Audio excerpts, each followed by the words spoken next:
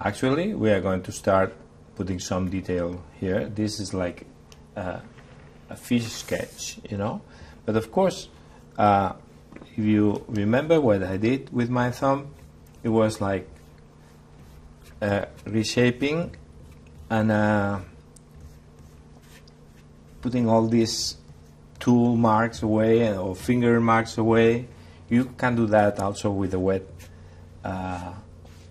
cloth, but always I use my hands because it's, you know, it's good playing with the hands with clay. That's a bonus. Then I tell you that we are going to use tools for that, but not much though. Just make the radius more obvious, that later when we paint these shades, they are going to make these kind of shades, and they're going to give this kind of deep impression, like a good sculptor.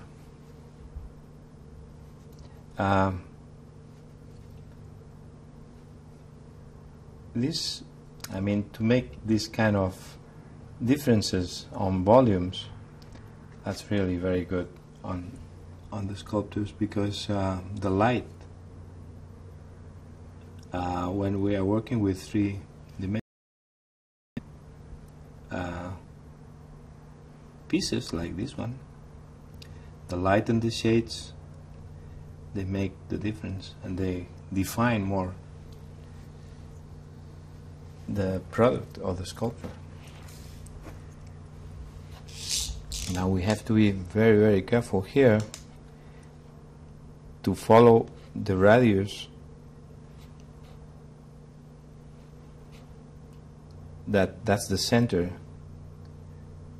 If we goof a little bit, it's going to look not too good, and it's not that easy.